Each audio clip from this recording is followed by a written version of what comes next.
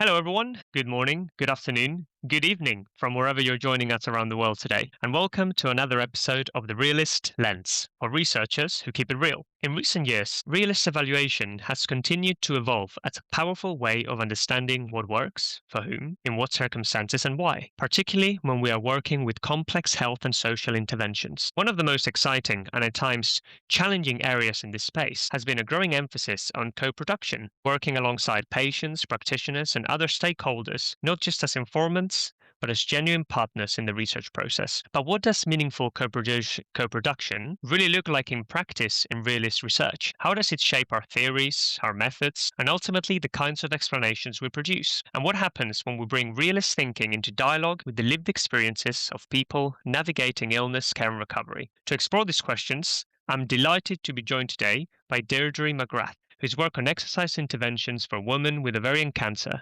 offers a rich and thoughtful example of stakeholder co-production in action. Deirdre has been working at the intersection of realist evaluation, patient and public involvement, and cancer rehabilitation, helping to show how collaborative approaches can deepen our understanding of participation, adherence, and outcomes in complex interventions. In this episode, we'll be talking about what motivated her to take a co-productive approach, how stakeholders shaped the program theories, the ethical and practical challenges that arose, and what early career researchers can learn from her experience. And without further ado, good morning. It is absolutely a pleasure to have you in the Realist Lens. How are you today? Good morning, Alejandro. It's lovely to be here, and I'm delighted to be contributing to your podcast this morning and sharing my experience of realist evaluation and co-design. Thank you so much. And I know how much work you've done in this and how passionate you are in this field, not only of course in the topic that you have been studying, but also importantly in this innovations that you want to add within stakeholders and realist, which we know stakeholders are such a key part of realist and one of the key things that help us ground in real life experiences and testing our theories. But actually, some of the ways that you've been working with them in such a co-production way is something that I think listeners will be very excited to hear. Just before we get into the weeds of the co-production process and some of the benefits and challenges that you've Yes. seen, would you mind just sharing a little bit more about yourself and a little bit around your background that's got you to here today? Yes, absolutely, Alejandro. So my name is Deirdre McGrath, and I'm a lecturer in nursing here in Queen's University in Belfast. Um, and prior to my academic career, I was a hospice nurse, and I also worked in our cancer centre, the Northern Ireland Cancer Centre here, based in Belfast. And I've also, in my career, travelled quite a bit. I was a nurse in Kenya also at one point in my career. And I also nursed in Australia. So my background is obviously then in oncology, mainly in oncology and palliative care.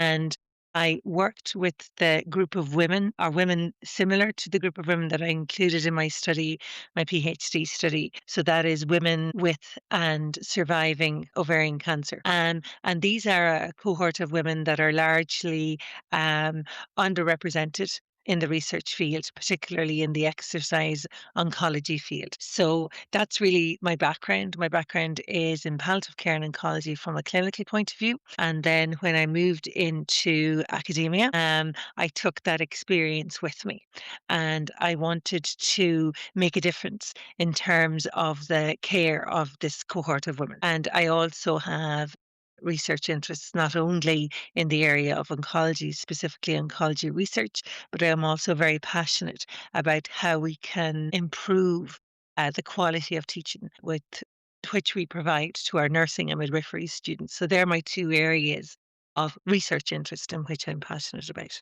Thanks, Deirdre. That is so amazing. What a fantastic career. What an exciting and meaningful career. Not only the of course traveling and seeing the world, but why and the purpose that you've had doing that and helping others really and in all that process. So I think that's fascinating. Thank you so much for sharing that and for the work that you do. And I guess what will be interesting to find out as well is through all this career and all this research, how did you bump into realist work? Because it's something that Yes. you may have bumped at some point in your career to Yes. then go and do a realist evaluation. Yes, why would you decide to do that? Well, so I mentioned there just briefly in the intro that I was in Australia at one point. So I was actually in Australia on a Florence Nightingale travel scholarship. And I was also always very interested in the concept of cancer-related fatigue. So that fatigue which patients typically experience both during treatment within the oncology setting and then post-treatment. And often this type of fatigue is very debilitating. So I was always very interested in that and what we could do to help patients in relation to cancer-related fatigue. And that's what led me to Australia to meet different researchers in the area of cancer-related fatigue. And so I came back from Australia. I then continued to work within the clinical setting, and then I moved into academia. And I really then thought that I would carry out some research in relation to the area of cancer-related fatigue. But as the years went on, that question had really been answered in relation to how to care for this cohort of patients. And I thought, well, what else is needed within this particular sphere of oncology and specifically patients with ovarian cancer? So it was always patients with ovarian cancer that I was particularly interested in assisting and trying to help as best I could. So I became aware of the great work within the field of exercise oncology. And I then, through my reading and investigations and research, investigations into the research that had been done to that point, I realized that not only within the field of ovarian cancer, but across all fields of cancer, exercise interventions and the implementation of exercise interventions was something that was starting to be carried out. Uh, Within the oncology setting. But really, the interventions were implemented, and it was really the studies to date prior to mine were looking at, well, did the intervention work or not? But they never really explored why they did, why they worked, or more often than not, why they did not work. In other words, what I mean by that is why they were not successfully implemented. In other words, why there was not successful uptake of the intervention. And even if sometimes there was successful uptake of the intervention by the participants, the adherence rates tended to be poor. But when I looked at the implicit and the explicit theories within all of the research that had been done to date, there wasn't really a thorough, a really recognizable theory in relation to why this was the case. So I thought, really, we really need to understand why, and in particular women with ovarian cancer, which is the cohort of women I was working with, why these women are not becoming involved in exercise, and even if they do, why they're not able to remain involved. So what are the challenges? So it was really about, I was interested in looking at what would work for this group of women in what circumstances in terms of implementation of exercise, and with the overall goal of being improving their treatment related outcomes. So reducing levels of fatigue, improving quality of life, improving an overall sense of well-being, improving levels of motivation, and getting them involved in exercise, not just for 6, 8, or 12 weeks for the duration of an intervention, but long term, in order to improve um, their overall quality of life, really. Thanks, Deirdre. That's fascinating. And if I had to summarize from what I've heard really is that one of the key things that you did as you were looking at the literature is just change the lens a little bit of Yes. the Yeah. problem that you're trying Mhm. to solve. And I know that listeners will be, very, very used to me talking about this and the lens that you're seeing your work and the project or the problems and the solutions that you're trying to provide to shed some light into this darkness. Yeah, so it was about really, Alejandro, yes, exactly. And I did change the lens because as I was reading the research that was there, or had been published, I realized that there needed to be a further deep dive in relation to what would work for this group of women and in what circumstances. Fascinating. And I guess, of course, when it comes to realist review, realist evaluation, it is a very apt approach to look at exactly those questions that you're interested in, which is fascinating. So thank you so much for sharing that background. But But you didn't just stay there, which is what it's really interesting in your case, because you could do a realist evaluation or realist review, and of course you're going to have very deep stakeholder involvement. Is one of the key things that a realist work is has really having those stakeholders as part of that design of that approach. But you've gone a step further and really gone into this co-production within realist evaluation and get individuals really engaged in the process of realist evaluation. So I guess that based on your background and what you've mentioned, what first motivated you to explore stakeholder co-production within realist evaluation, particularly in this context that you mentioned of exercise intervention for women with ovarian cancer? Yeah, well, I used a co-design approach, which, as you know, is part of co-production. And what really motivated me was, as I said there a minute ago, was a growing sense that the literature to date was designing and evaluating exercise interventions for women with ovarian cancer rather than with them. So the intervention was being designed and implemented, but the women weren't really involved in the actual content of that intervention and how it would look and feel. And I kept seeing intentioned programs that showed promise in controlled settings, but didn't quite land in the real world because they didn't fully reflect the woman's lived experience and treatment that they had been through. And this cohort of women have a very difficult treatment journey. They have extensive surgery followed by an intensive chemotherapy regime. Many of them that are diagnosed at a younger age, premenopausal, are then prematurely catapulted into the menopause, which is extremely challenging both physically and psychologically for a woman. Um, and it also didn't look at the previous research that I looked at, the practical constraints of daily life during and after cancer and what that looks like for this group of women. So my motivation then developed at the intersection of three strands of work: realist evaluation, exercise oncology, so what had been written about exercise oncology to that point, and participatory health research. So how we can structure our research to be really meaningful and have real meaningful engagement of our service users and our patients. So realist evaluation fundamentally reshaped how I thought about intervention effectiveness. So Paulson and Tinley, as you will know, have really the what do we call them, the godfathers, Alejandro, of realist research. Their work really emphasizes that complex interventions work through mechanisms that are activated only in particular contexts. So what we really mean about that is the mechanisms are the hidden responses of a person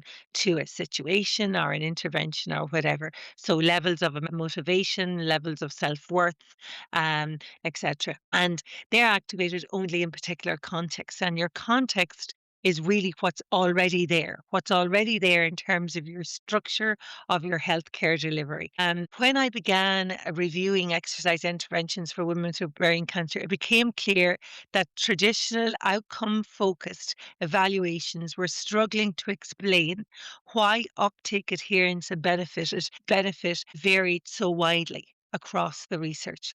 Trials often reported modest to average effects, but qualitative findings hinted at a very different experience depending on the treatment phase, the symptom burden, levels of confidence of the individual woman, the social support they had, and clinician endorsement.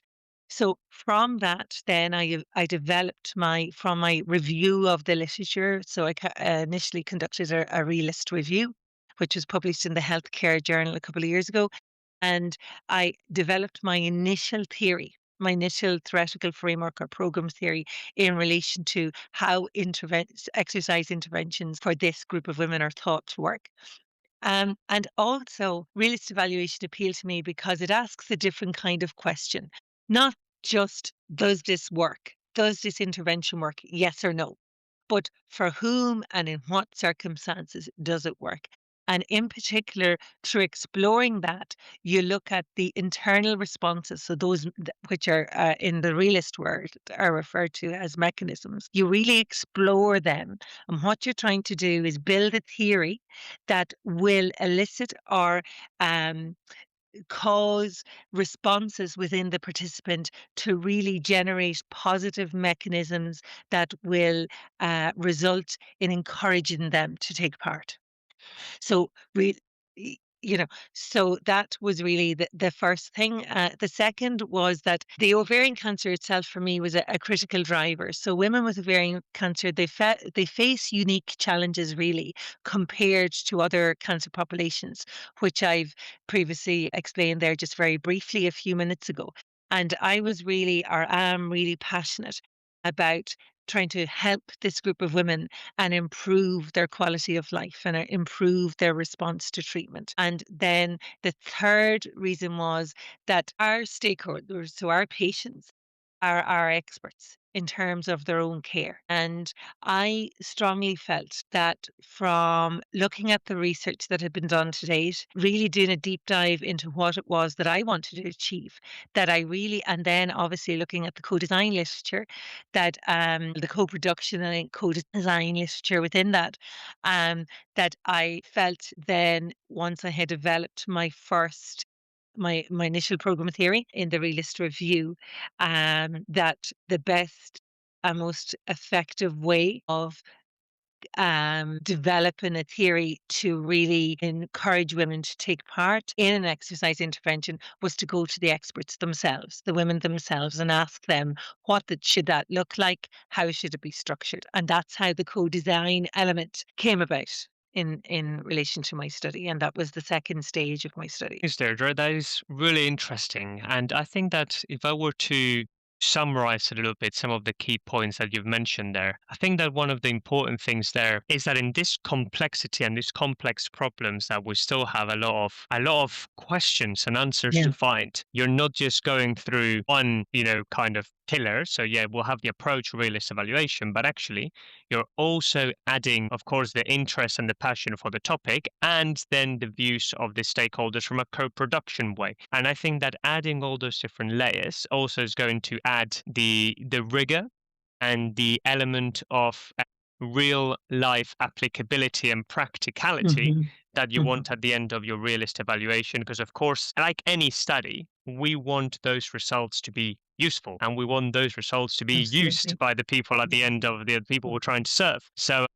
having that design is so important. But, realist evaluation or realist reviews, as per Pawson and Tilley, they already, as a kind of normal, they do add stakeholders. It's a pretty common thing to add stakeholders into that. But you've gone a step beyond for the co-design and co-production within realist evaluation.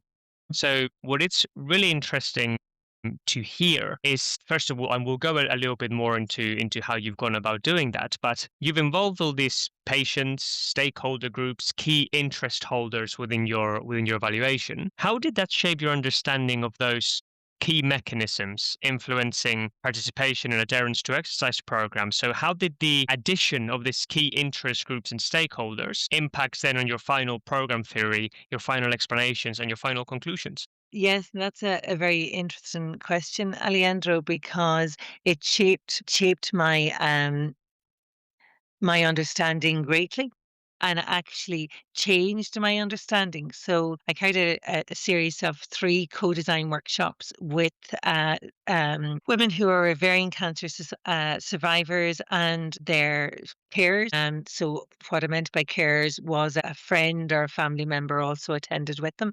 And these were women from across the island of Ireland. And it really did shape my understanding because I had one understanding and one interpretation from carrying out the realist review, and obviously from my clinical background, my professional clinical background of caring for this cohort of women for years. But really, I have to say, in terms of implementation of exercise, it was changed greatly throughout the co-design stage.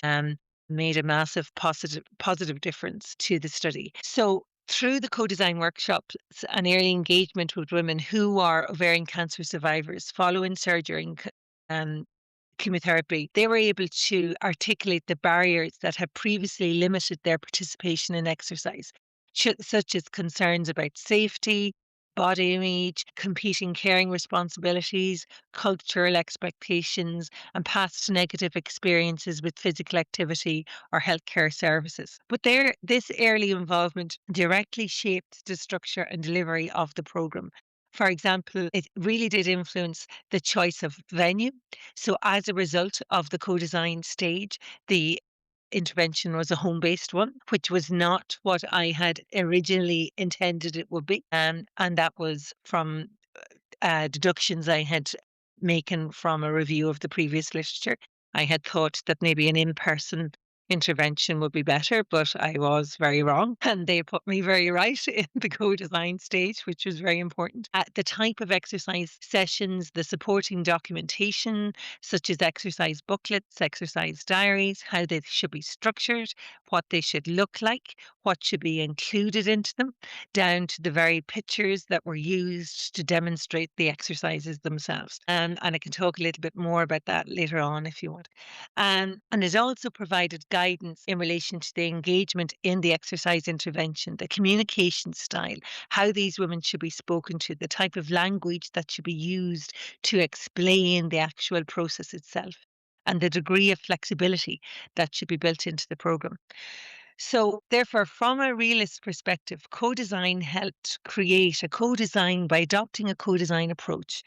This helped really create contexts in which key mechanisms such as trust, relevance, and psychological safety could be activated in order to encourage these women to remain engaged, adhere to the intervention, and then to adopt this lifestyle behavior on a long term basis going forward.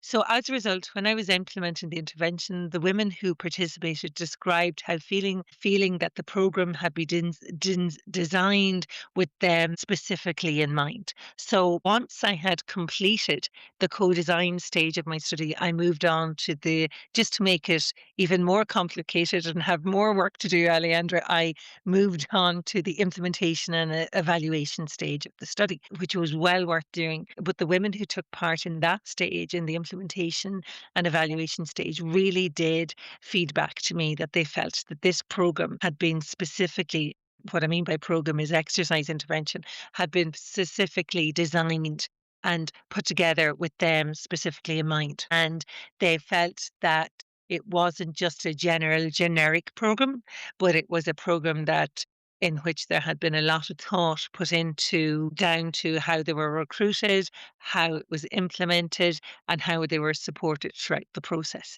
And that's because there had been a lot of thought and work put into that process in the co-design stage.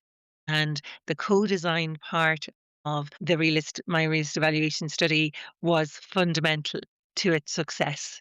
Um, and what I mean by success, I mean in terms of levels of participation and adherence rates, but also the realist interviews that I conducted as part of the evaluation also really demonstrated the themes which emerged from them, and the final program theory which emerged from my study really demonstrates the value of including a co-design element or stage in a realist evaluation study, and the fundamental difference that it can make to the women to take part in a realist evaluation study. Yeah, I mean, it certainly can because at the end of the day, as I mentioned, the results and the research that we do, we're really just trying to ensure that it fits the needs and it fits the purpose of Yeah. the people that we're serving.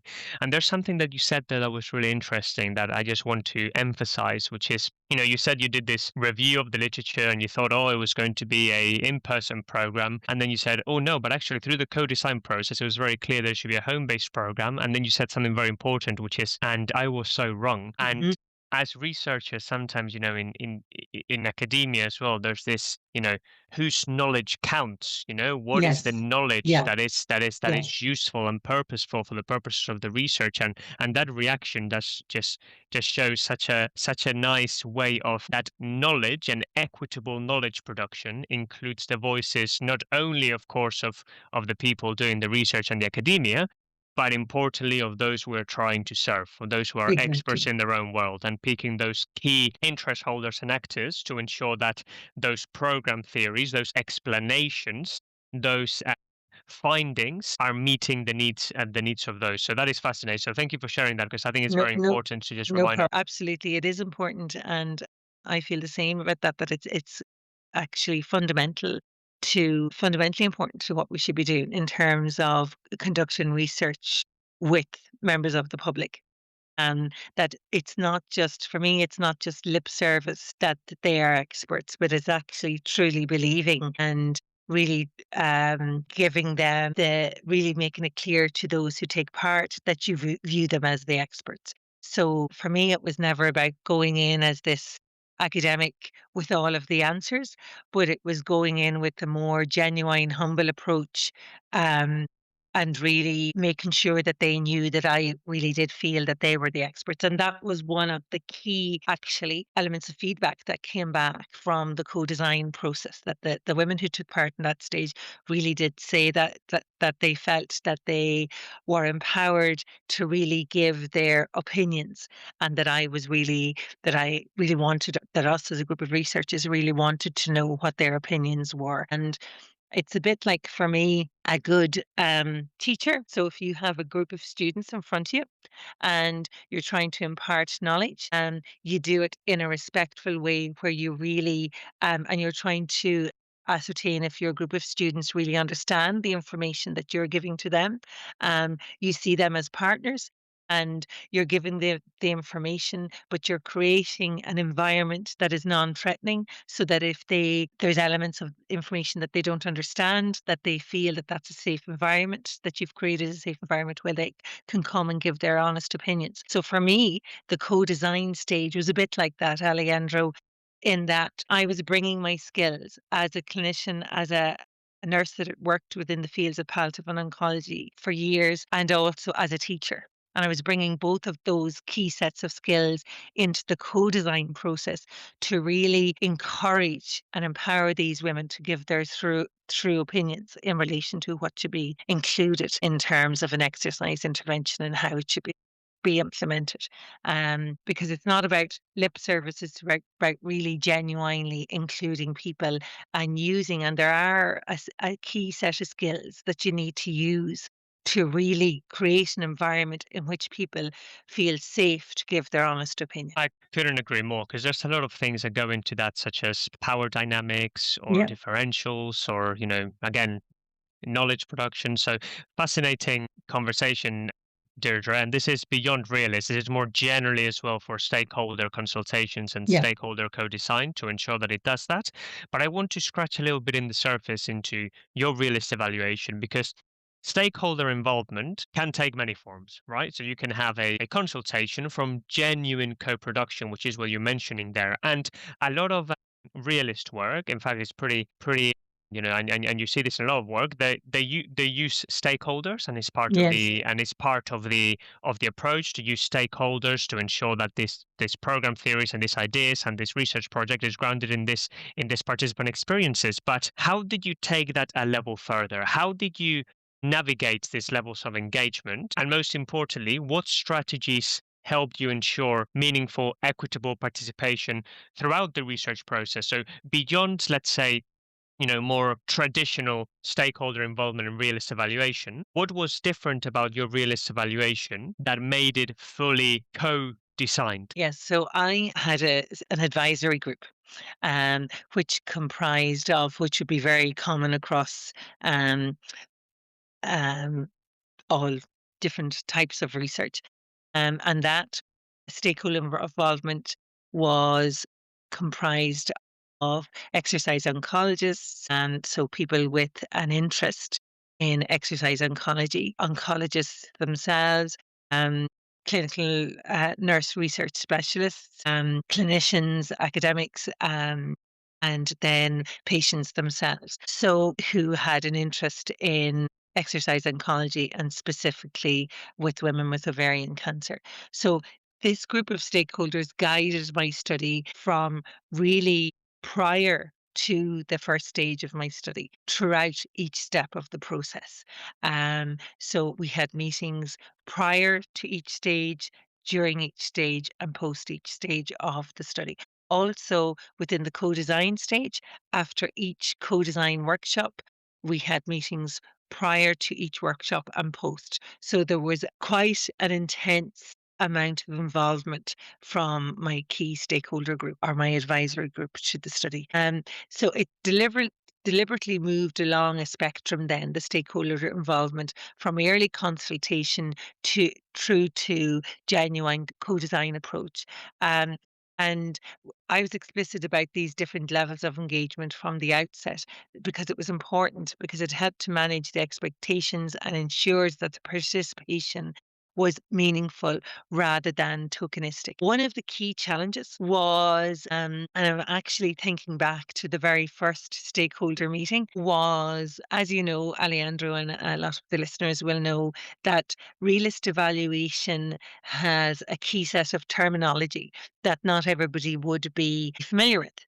So I went along to my first key stakeholder meeting, and I was all full of enthusiasm, and I had been reading the literature, and I was, getting to grips with my CMOs, and I thought I was doing great work altogether. And I put up a presentation, and I was busy talking about CMOs, and I thought I was doing a good job of explaining what they were. I thought, this I'm doing okay. Sure, they seem to think this is great. And then they stopped me halfway through the meeting, and they said, for the next meetings going forward, could we just not talk about realist terminology because that's really confusing us. Um, and that was a real learning curve for me because I was immersed in the whole world of realist research, but it's not everybody's world, and it's not everybody's terminology, and it's not everybody's approach that they would use either. So that really made me stop and think, yeah, if I want real meaningful engagement, I need to really explain more thoroughly what I'm doing and maybe not to use as much of the realist terminology. Because even though I was explaining what it was confusing those who were not familiar with those terms. And what they were having to do is to stop and think, right, what did you say a context was? What was the mechanism? And what's an outcome? And then when I started talking about intervention factors, it really confused them. So then I started talking about CIMOs. Um, so that was a key challenge in terms of the language that I was using within the stakeholder meetings.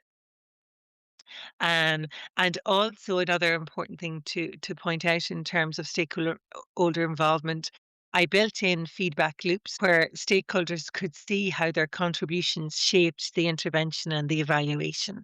So, in other words, when I made a change to my approach, I fed back to the key stakeholders in relation to what that change had been. And this helped to ensure that stakeholder involvement was not only inclusive but integral really to the actual quality of the research that I was conducting. So much, Deirdre. And there's a couple of things there as well that is really interesting. So, number one is your choice of the people that you chose in your stakeholder and co-design group. So, not only one profile, but many different key individuals, which at the end, those different views and those different perspectives and lenses are going to help us develop a more robust program Hmm. theory with all this views. I guess one of the challenges as well is to try and get all those different ideas and views into one coherent visual or coherent program theory. We can talk a little bit more about that, but I think that's a really good and very realist aligned way, which is, ensuring that all the key actors are being spoken to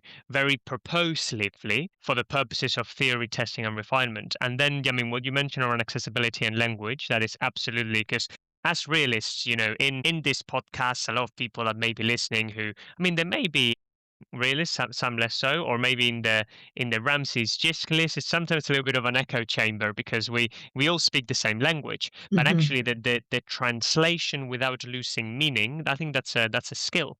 And it's a skill that I think that the more practice that you get, the more experience, then it becomes slightly easier to do so in a way that becomes useful and accessible for individuals. And you've mentioned that as a challenge, a challenge of involving this co-production in realist evaluation or realist reviews.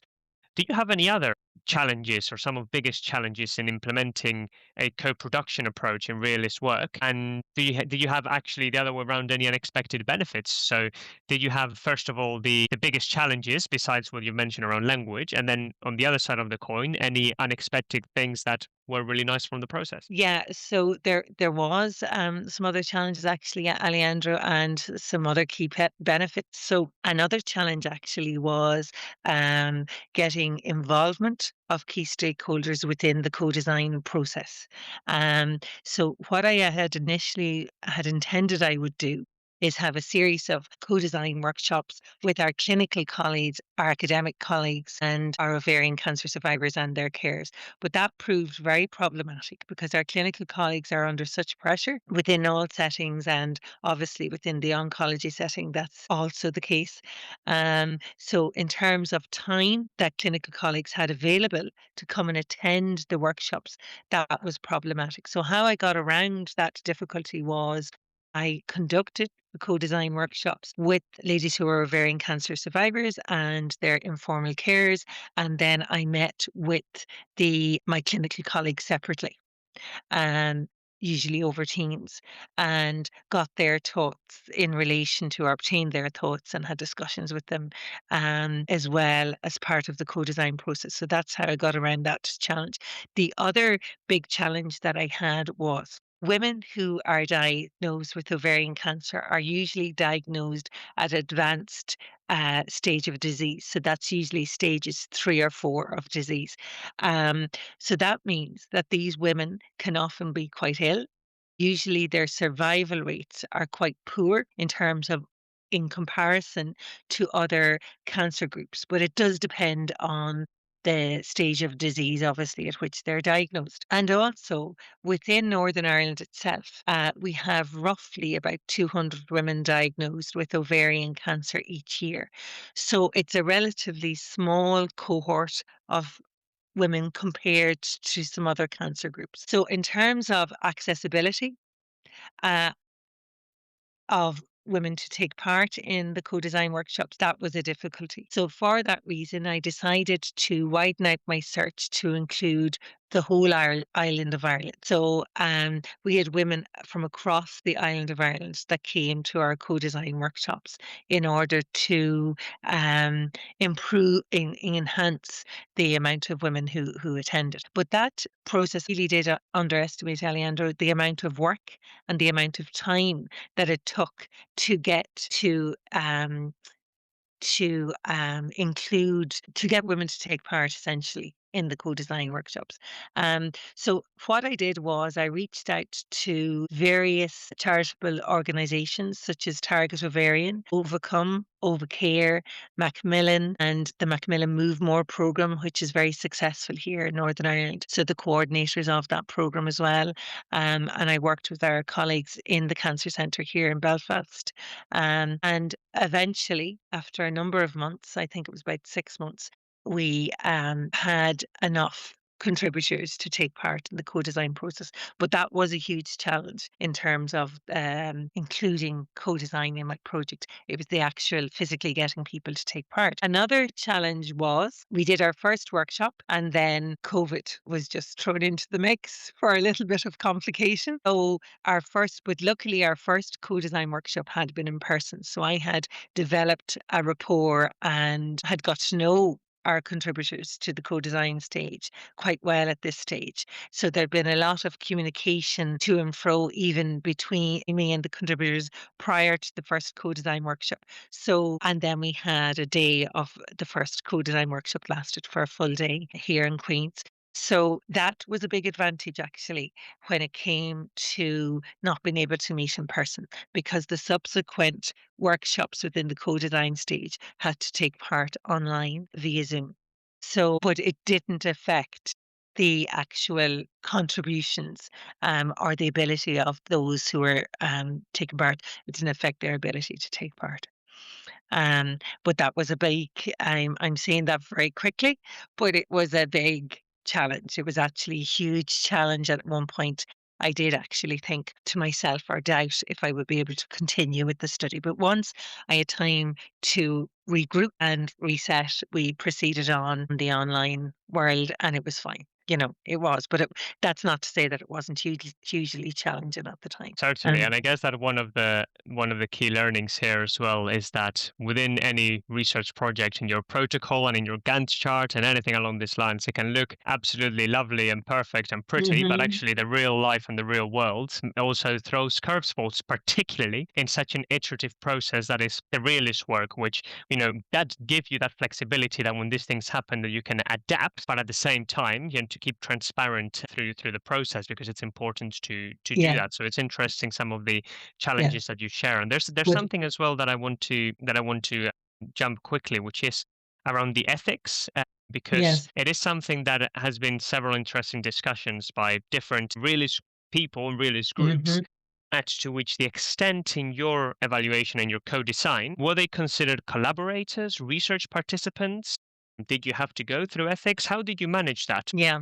So yes, and again, this was a big challenge, and I was very well supported by research governance here in our university in terms of a device. And obviously, we looked at similar studies in other patient groups and what had been the process there for guidance as well. So for the co-design stage, it was termed a PPI initiative essentially, so patient public involvement initiative, Alejandro. So I didn't need formal ethics for that stage of the process of the realist evaluation, but I did need formal ethics for the implementation and the evaluation stage. And the challenge there was I needed to have my program theory developed to a stage where I knew what was going to be in the implementation and evaluation stage. So that was challenging in terms of my overall time frame of my study.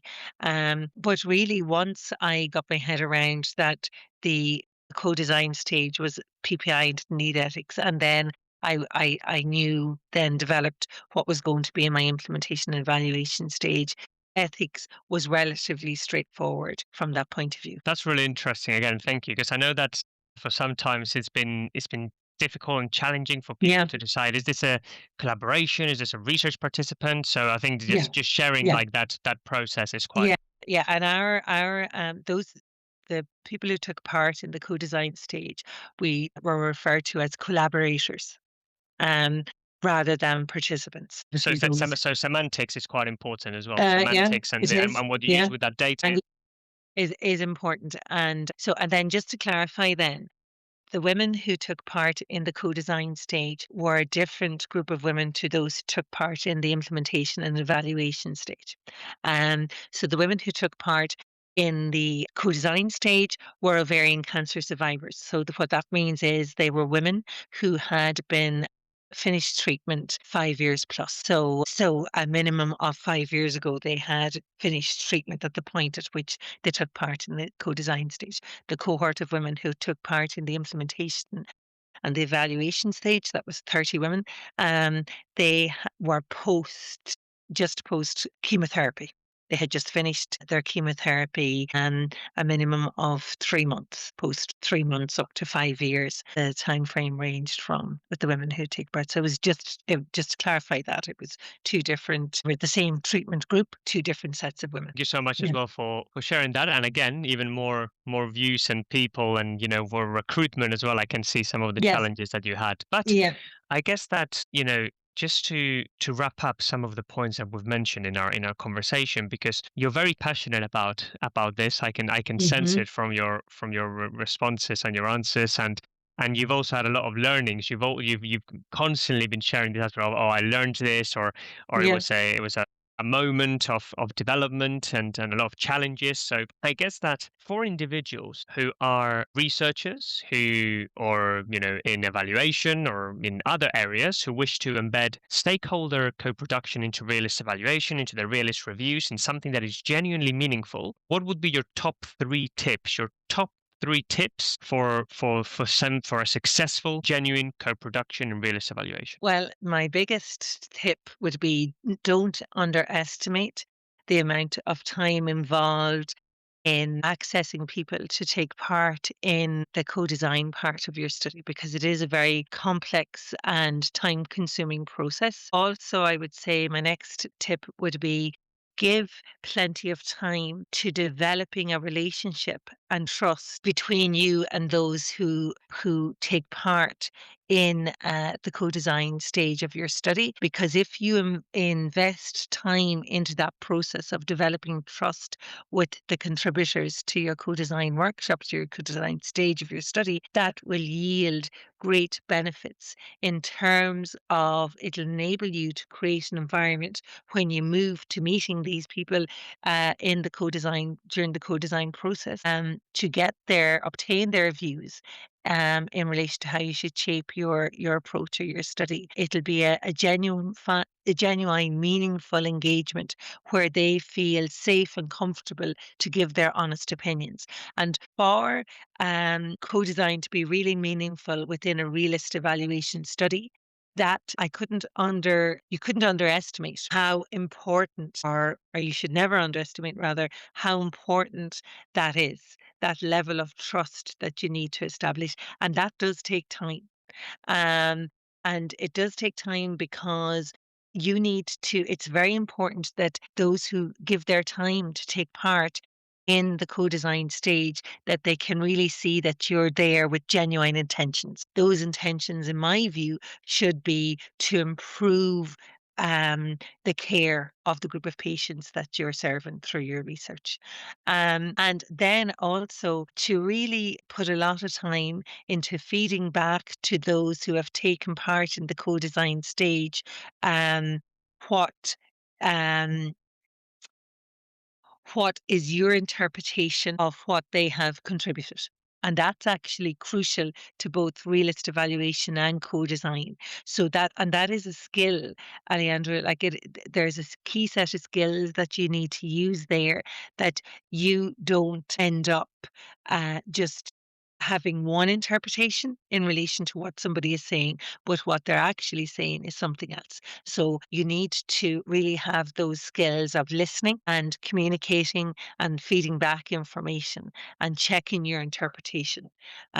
Because perceptions can be different, and you need to check that what your perception is what the person who has given you their information, that's their genuine perceptions. That's also um, another tip that I would say is important. Number one, don't underestimate time involved. Number two, build rapport and trust. And number three, keep those feedback loops open. And what I interpret from what you said is accountability. So Yeah. you need to be accountable for making those changes. So then it's not, as you say, tokenistic, but something that is meaningful and useful and genuine in the collaboration. And I think, Alejandro, just if I could add one more thing there as well, is that it's very important, in my view, throughout the realist evaluation, that you have a data trail in relation to. Now, I am going to use a little bit of realist terminology here, please forgive me, but that you develop a data trail in relation to where your CMOs or CIMOs. So in my case, I had context, prevention factors, mechanisms, and outcomes. So the contexts are, just to go over it again, are the pre-existing environment. The intervention components were the different elements of the intervention, mechanisms, the responses of the individuals, and outcomes, obviously outcomes. So in my opinion, just one more last tip would be that it is important to have a data trail in relation to where all of those CIMOs came from throughout your study. So throughout your realist evaluation, and what was different and what was similar throughout each of your stages. Because it's very important when you're building a program theory that you have an understanding of where those CIMOs came from, or CMOs, throughout your study. Lucky listeners, fourth tip. So there you go, which is keeping a data trail and I guess transparency in your research approach, which is Yeah, brilliant. absolutely. Look, Deirdre, it's been an absolute pleasure having you in the Realist Lens. I've really enjoyed listening about your work around your co-production approaches to realist evaluation, and I hope that some of the listeners, I'm sure many will find some inspiration, I guess, into genuinely involving stakeholders in this work. And for anyone listening today, thank you so much for joining another episode of the Realist Lens, and we'll speak to you soon. Deirdre, thank you so much. Thank you, Alejandro. It's been a pleasure.